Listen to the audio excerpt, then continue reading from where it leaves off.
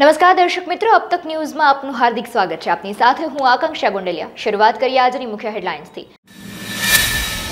રાજકોટ સહિત રાજ્યભરના ઠંડીના તાપમાનમાં 2 થી 5 ડિગ્રીનો ઘટાડો। 2036 ઓલિમ્પિકની યજમાની કરવા અમદાવાદ સજ્જ 600 જિલ્લાના જુનિયર રમતવીરો સાબરમતીના બનશે યજમાન। વડાપ્રધાન નરેન્દ્ર મોદીના વરદ હસ્તે સુરતમાં ડાયમંડ બુર્સનું ભવ્ય ઉદ્ઘાટન કરાયું। नजर करिए विस्तृत समाचारों पर। राज्य में ठंडी मोजू फरी वळ्युं छे। राज्य में आज ठंडो दिवस बन्यो छे। हवामान रिपोर्ट प्रमाणे राज्य में हवे शियाळानी ऋतु जामी गई है। अमदावाद सहित मोटा भागना शहरों में एक ज दिवस में 6 डिग्री सुधी तापमान में घटाडो नोंधायो छे। आ साथे ज राज्य में नलिया और गांधीनगर सौथी वधु ठंडू शहर पण बन्युं छे। मळती माहिती प्रमाणे शियाळानी ऋतु राज्य में जामी छे। हाड गाळती ठंडीनी शरूआत धीमे धीमे थई चूकी छे। आज राज्य में ठंडीनो चमकारो वध्यो छे। अमदावादना तापमान में आज एक ज दिवस में 6 डिग्रीनो घटाडो नोंधायो छे। हवामान विभागनी आगाही मुजब आगामी 5 दिवस तापमान में 13 डिग्री आसपास ज रहेवानी संभावना है। मात्र अमदावाद ज नहीं परंतु राज्यना 20 शहरों में 20 डिग्री थी नीचुं तापमान नोंधायुं छे। नलिया में 11.2 डिग्री और गांधीनगर में 13 डिग्री लघुत्तम तापमान नोंधायुं छे। उपरांत डीसा में 13.4, राजकोट में 15, भुज में 13.9, केशोद में 14.7 डिग्री तापमान नोंधायुं छे। त्यारे वडोदरा में 15, अमरेली में 17.4, सुरेन्द्रनगर में 15.5, त्यारे महुआ में 15.9 डिग्री तापमान रह्युं छे। अमदावाद 2036 ओलिम्पिकना प्रबळ दावेदारो पैकी एक छे અને તેના માટે શહેર આક્રમક રીતે સ્પોર્ટ્સ ઇન્ફ્રાસ્ટ્રક્ચરનો વિકાસ કરી રહ્યું છે। સૂત્રોના જણાવ્યા અનુસાર શહેર ફેબ્રુઆરી 2024 માં રાષ્ટ્રીય આંતર જિલ્લા જુનિયર એથ્લેટિક્સ મીટની યજમાની કરે તેવી શક્યતા છે, જે અંડર 14 અને અંડર 16 એથ્લેટિક્સ સ્પર્ધાઓની સૌથી મોટી છે। ચેમ્પિયનશિપમાં લગભગ 600 જિલ્લાની એથ્લેટિક્સ ટીમો ભાગ લે તેવી અપેક્ષા છે। આ મીટ રાષ્ટ્રીય અને આંતરરાષ્ટ્રીય એથ્લેટિક્સ ચેમ્પિયનશિપ માટે તૈયાર કરવા માટે રમત પ્રતિભાને ઓળખવા અને તેનું સંવર્ધન કરવા માટે જાણીતું છે। એથ્લેટિક્સ ફેડરેશન ઓફ ઇન્ડિયાએ અમદાવાદમાં ઇવેન્ટનું આયોજન કરવાનો નિર્ણય લીધો છે અને રાજ્ય સરકાર આ સંબંધમાં ટૂંક સમયમાં જાહેરાત કરે તેવી અપેક્ષા છે। સૂત્રોના જણાવ્યા અનુસાર ગુજરાતના આ ટુર્નામેન્ટની યજમાની કરે તેવી સંભાવના છે। અંડર 14 અને અંડર 16 ખેલાડીઓ માટે આ વિશ્વની સૌથી મોટી એથ્લેટિક્સ ઇવેન્ટ તરીકે પણ ગણવામાં આવે છે। આ ઇવેન્ટ એવા રાજ્યમાં આયોજિત કરવામાં આવી છે જ્યાં નોંધપાત્ર રહેવાની સગવડતા ઉપલબ્ધ છે અને રમતગમતનું સારું ઇન્ફ્રાસ્ટ્રક્ચર પણ છે। અમદાવાદ એક ટોચનું દાવેદાર છે કારણ કે તેની પાસે પહેલે एक उत्तम रमतगमतનું ઇન્ફ્રાસ્ટ્રક્ચર તો છે જ અને રાજ્ય આવાસની પૂરતી સુવિધાઓ પણ પ્રદાન કરે છે। એથ્લેટિક્સ ફેડરેશન ઓફ ઇન્ડિયાએ એક સ્ત્રોતે જણાવ્યું હતું કે દેશના લગભગ 600 જિલ્લાઓમાંથી 5000 થી વધુ સહભાગીઓ વિવિધ એથ્લેટિક્સ રમતોમાં ભાગ લે તેવી અપેક્ષા છે। સુરતમાં વડાપ્રધાન નરેન્દ્ર મોદીએ વિશ્વના સૌથી મોટા ડાયમંડ બુર્સ બિલ્ડિંગનું ગઈકાલે ઉદ્ઘાટન કર્યું હતું। વડાપ્રધાન નરેન્દ્ર મોદી સભાને સંબોધતા જણાવ્યું હતું કે સુરત એટલે હુરત, ઇતિહાસનો અનુભવ, વર્તમાન અને ભવિષ્યમાં દૂરદેશિતા એટલે સુરત। કામમાં લોચો ન મારે અને ખાવામાં છોડે નહીં। હીરા ઉદ્યોગના ડાયમંડ બુર્સને વિશ્વનો સૌથી શ્રેષ્ઠ હીરો ગણવાવીને ભરપેટ વખાણ કર્યા। મોદીએ સુરતીઓના વખાણ કરતા કહ્યું કે સુરતીઓ ભલે શેરીના નાકે ન જાય પણ દેશ વિદેશ ખૂબ ફરે છે।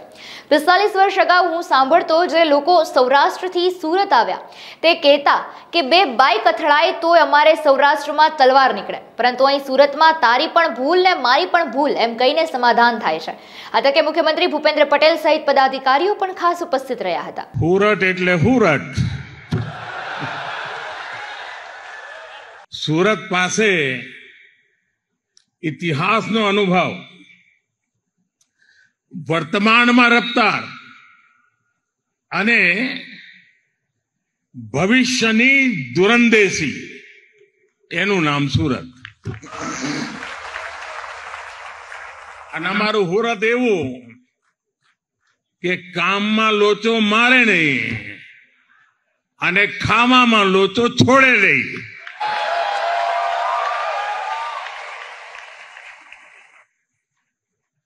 આમ બધી વાતે સુરતીને ગમે તેટલી ઉતાવળ હોય પણ ખાણીપીણીની દુકાને અડધો કલાક લાઈટમાં ઉભા રહેવાની ધીરજ એનામાં હોય।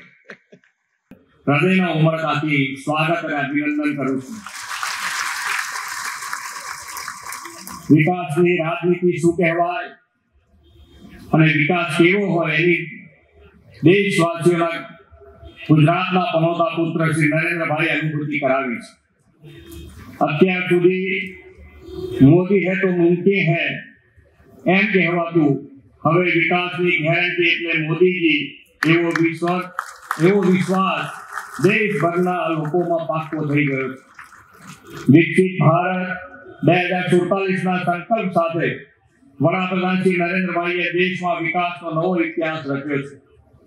ગુજરાત તો મોદી સાહેબની આ વિઝનરી લીડરશીપનો લાભ 2015માં શ્રીમતી આનંદીબેનના વરદ હસ્તે એડીબીનું ખાતમુહૂર્ત થયું.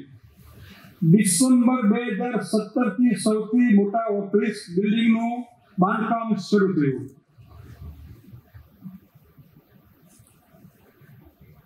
24/10/23ના હજારોની સંખ્યામાં કુંભઘડાની સ્થાપના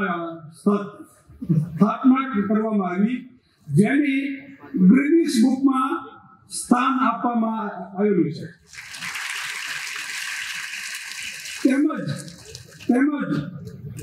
તેમજ એડીબીને ગ્રીન બિલ્ડિંગનો એવોર્ડ પણ મળી ચૂક્યો છે. આજના પ્રોગ્રામનું ભવ્ય આયોજન પદ્મશ્રી મથુરભાઈના માર્ગદર્શન હેઠળ થયું છે અને જ્યાં જ્યાં મથુરભાઈની જરૂર પડી ત્યાં મથુરભાઈ ખડે પગે ઉભા રહ્યા છે. એવા જ અમારા લાલજીભાઈ પણ નો ખૂબ સહકાર રહ્યો છે અને મારી કમિટીના હું જેટલા વખાણ કરું. અરવલ્લીના ભિલોડા તાલુકાના ભટોડા ગામે શિક્ષણ મંત્રી કુબેર ડિંડોરની ઉપસ્થિતિમાં વિકસિત ભારત સંકલ્પ યાત્રા કાર્યક્રમ યોજાયો હતો. વડાપ્રધાન નરેન્દ્ર મોદીના નેતૃત્વ હેઠળ વિકસિત ભારત સંકલ્પ યાત્રાથી સરકારની તમામ જનકલ્યાણકારી યોજનાઓ ઘર ઘર સુધી પહોંચાડી અને વંચિત લાભાર્થીઓને લાભ આપવા આ યાત્રા ગામડાઓમાં ઠેર ઠેર ભ્રમણ કરી રહી છે.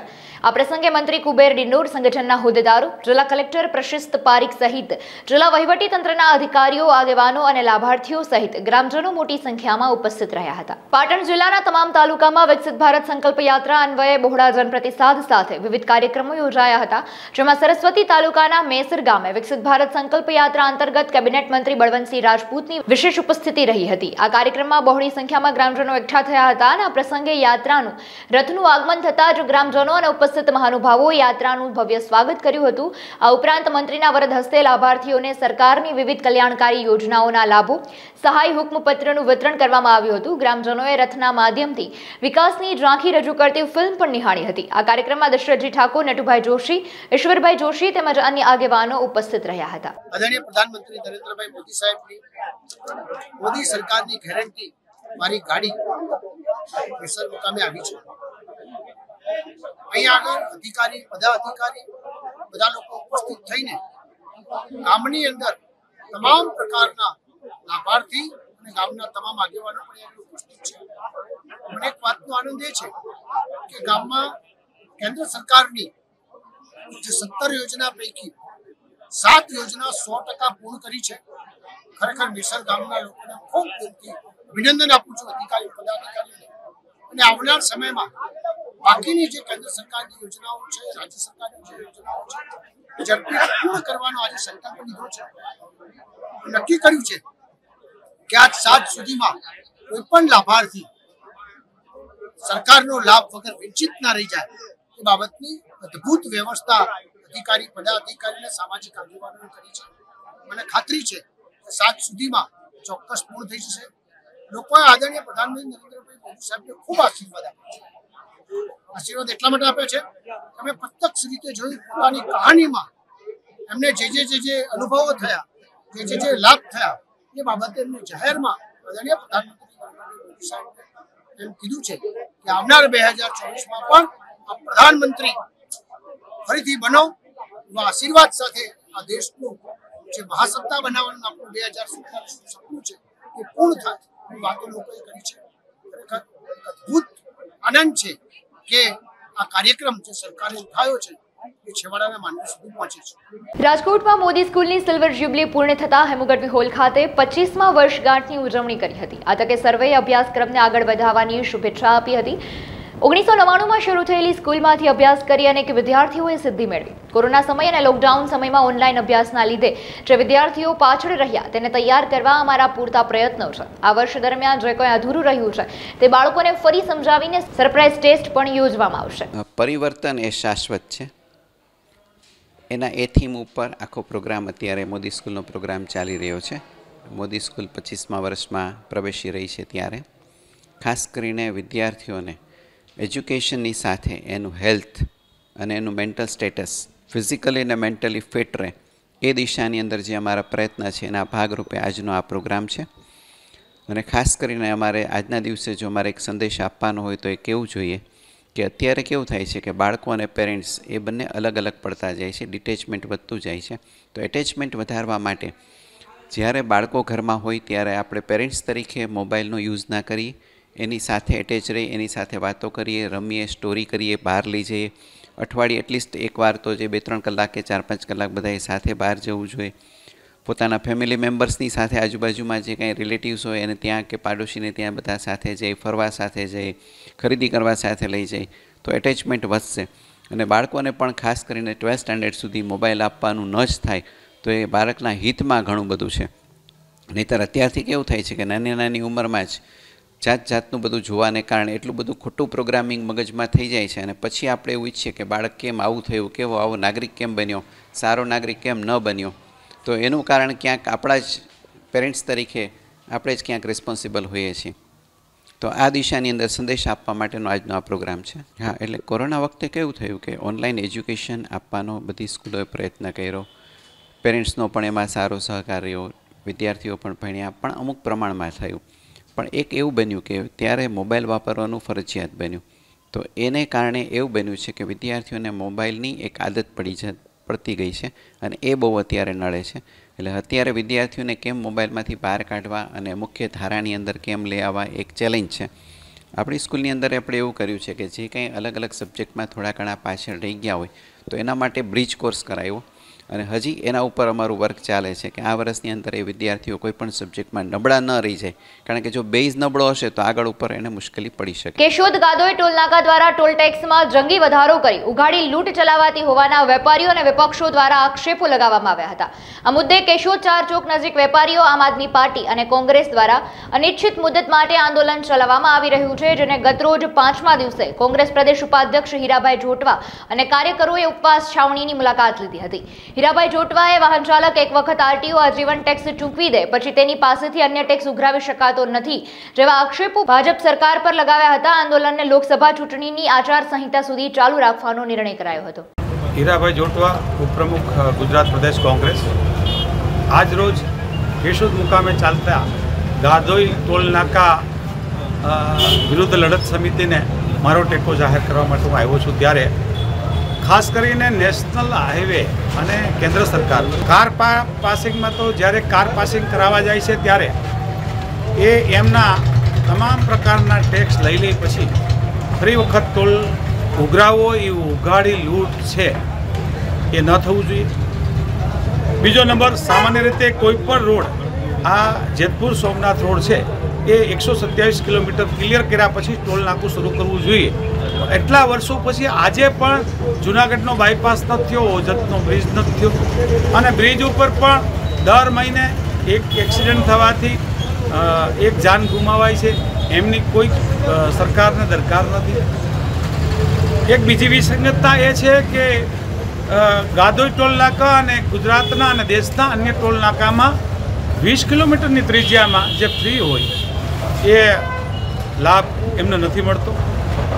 કોઈ પણ નેશનલ હાઈવેને લોકલ લોકો માટે ટોલ નાકાની પેરેલલ એક સર્વિસ રોડ આપવાનો હોય છે, એ જોગવાઈ છે જે સામાન્ય પ્રજાને ખ્યાલ જ નથી કે સર્વિસ રોડ શું છે અને સર્વિસ રોડ ક્યારે આપવો જોઈએ. દાખલા તરીકે સ્ટેટ ગવર્મેન્ટે અમદાવાદથી મહેસાણાનો રોડ છે તો એમાં 70 કિલોમીટર સુધી તમામ એક આખો સર્વિસ રોડ આપેલો બંને બાજુ, કે જે નેશનલ જો પેલા ફોર-ટ્રેક ઉપર હાલે તો એમણે પૈસા ચૂકવવા પડે, પણ સર્વિસ રોડ છે એ દરેક માણસનો અધિકાર છે. તમને રસ્તા અને રોડ સરકારે આપવા એ બાયલોજ પ્રમાણે તમને સર્વિસ રોડ મળવો જ જોઈએ. તમારે નેશનલ હાઈવે પર નથી ચાલવું એમના તો તમને સર્વિસ રોડની એક વિકલ્પ આપવાનો હોય છે, જે વિકલ્પ નથી આપતા. સેકન્ડ, અન્ય ભાગો તો વિસંગતતા છે તો ખરી. દુઃખની વાત એ છે કે ગાદોઈ ટોલ નાકું અને ડારી ટોલ નાકું એ બંને ટોલ નાકામાં પણ ભેદભાવ છે. તો મને એમ લાગે છે કે અહીંની પ્રજા વેપારી પ્રજા છે, શિક્ષિત પ્રજા છે, એ સહન કરે એટલે એમને વધારે મારવું છે. તો અહીંના જેમના પ્રતિનિધિ તરીકે ધારાસભ્ય અને પાર્લામેન્ટ મેમ્બરને ચૂંટ્યા છે એમણે એમનો મત વખતે જાહેર ભાષણો, જાહેર પ્રવચનોમાં એમણે ટેકો કરવાની વાતો કરી છે. એમણે આગળ આવવું જોઈએ, પ્રજા સાથે રહેવું જોઈએ. આઈએફજેડી દ્વારા યોજાયેલ ફેશન શોમાં દિવ્યાંગ બાળકો દ્વારા રેમ્પ વોક કરવામાં આવ્યો હતો. ફેશન ડિઝાઇનિંગ સાથે જોડાયેલી આ સંસ્થા દ્વારા શહેરના કલાવર રોડ પર આવેલ હોટેલ ખાતે આ સમગ્ર આયોજન કરવામાં આવ્યું હતું. આયોજનમાં 8 દિવ્યાંગ બાળકોએ ઇન્ટરનેશનલ રેમ્પ સિક્વન્સમાં પરફોર્મન્સ કર્યું હતું તથા સંસ્થાના 60 વિદ્યાર્થીઓએ પોતાની જાતે બનાવેલ કોસ્ચ્યુમ પહેરી પરફોર્મ કર્યું હતું. મારું નામ બોસ્કી નથવાની છે અને હું આઈએફજેડીની ઓનર છું. ફેશન ડિઝાઇનિંગ શીખડાવું છું. આપણે 60 સ્ટુડન્ટ્સે પોતાના ગાર્મેન્ટ્સ પોતે સીવ્યા છે અને એ લોકો પોતે જ સ્ટિચ કરી, પોતે જ પહેરી અને આજે પોતાના પેરેન્ટ્સની સામે શોકેસ કરે છે લાઇક એન એન્યુઅલ ફંક્શન. અને આપણે જે રેમ્પ લીધો છે ને ઇન્ટરનેશનલ રેમ્પ છે, 2 રેમ્પ છે, એટલે પ્રેક્ટિસમાં ઘણો ટાઈમ ગયો છે.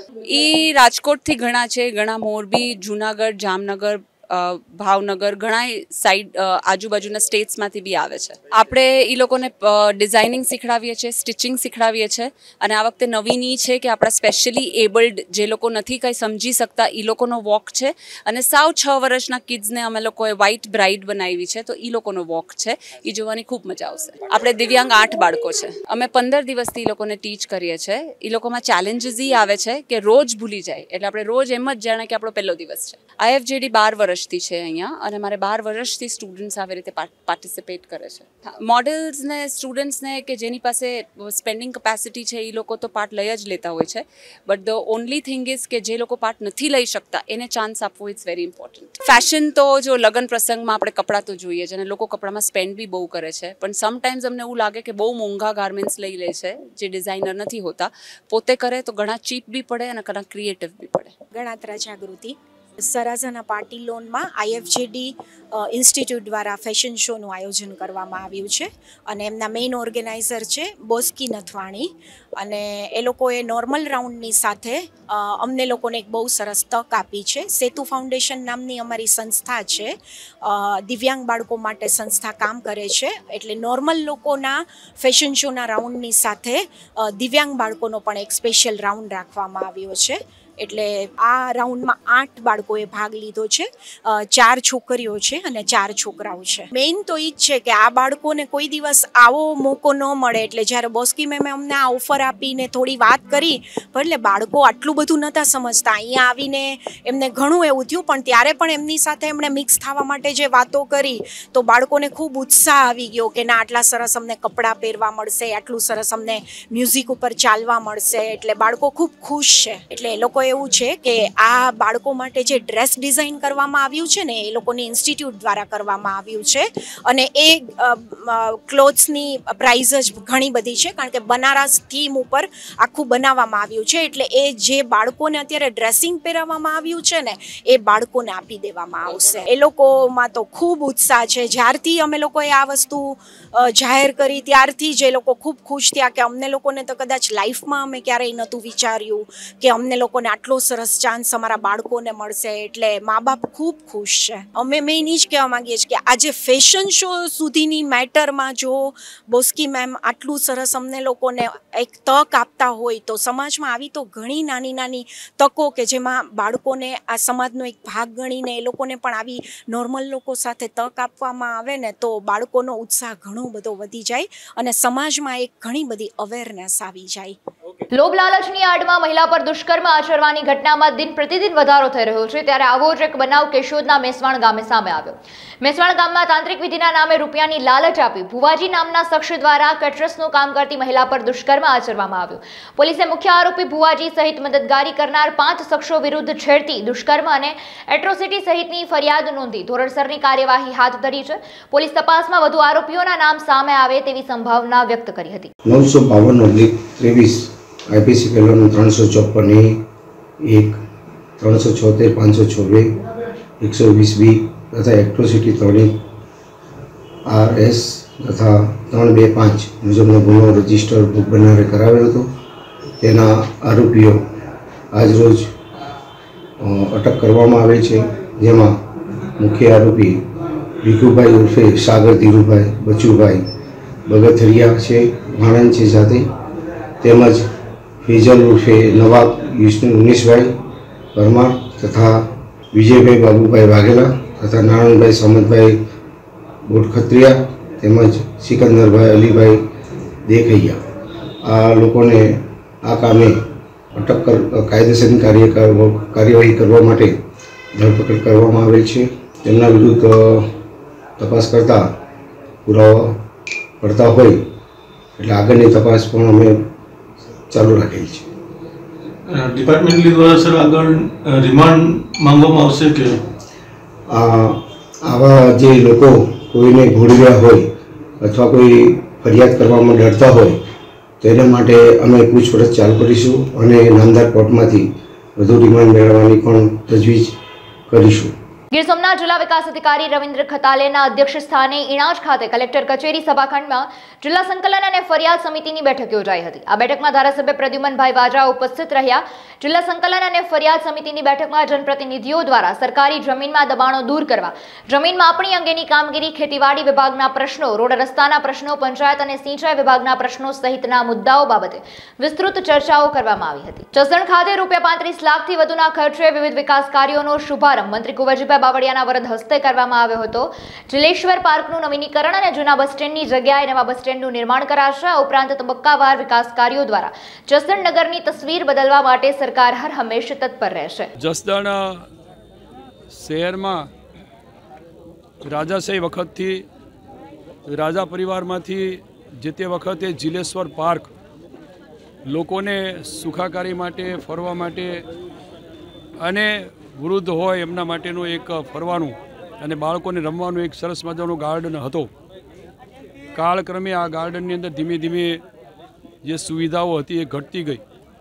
નગરપાલિકા વિસ્તારની અંદર પણ આર્થિક ક્ષમતાને કારણે જે રીતે આ પાલિકા મારફતે બગીચાનું જતન થવું જોઈએ એ કરી શકતા નહોતા. પણ આ વખતે રાજ્ય સરકારના સહયોગથી અને 15મા નાણાં પંચના સહયોગથી આપણે આ જિલેશ્વર પાર્ક જે ફરી વખત એને રિનોવેશન કરવા માટે લગભગ 35 લાખ જેવી રકમ આપણે મંજૂર કરીને એક સરસ મજાનો ગાર્ડન બને, બાળકોના રમતગમત માટેના પણ લપસિયા વગેરે મળે, વૃદ્ધ લોકો આવીને બેસી શકે, વિદ્યાર્થીઓ વાંચન કરી શકે અને શાંત વાતાવરણ અને સરસ ફૂલછોડોનું પણ અહીંયા વાવેતર થાય એવો આ ગાર્ડન એનું રિનોવેશન કરવા માટેનું ભૂમિપૂજન આજે અહીંયા કર્યું છે અને ટૂંક સમયમાં જે તૈયાર થશે.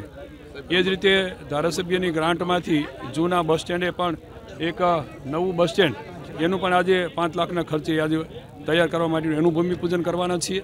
અન્ય સાધુ સમાજની, બીજા સમાજના જે કાંઈ નાની મોટી માંગણીઓ હતી એમાં 15મા નાણાં પંચ કે ધારાસભ્યની ગ્રાન્ટમાંથી કે સંસદ સભ્યની થોડી ગ્રાન્ટમાંથી પણ જસદણ નગરપાલિકા વિસ્તારની અંદર ભૂમિપૂજન જસદણ ખાતે જિલેશ્વર પાર્ક ખાતેથી સૌ આગેવાનો, સંગઠનના હોદ્દેદારો, નગરપાલિકાના પૂર્વ સદસ્યોની ઉપસ્થિતિમાં કરવામાં આવ્યું. આ જસદણ ખાતે સરસ મજાનું ઇન્ડોર આઉટડોર સાથેની રમતો સાથેનું એક ગ્રાઉન્ડ જેનું બાંધકામ અત્યારે ચાલુ છે.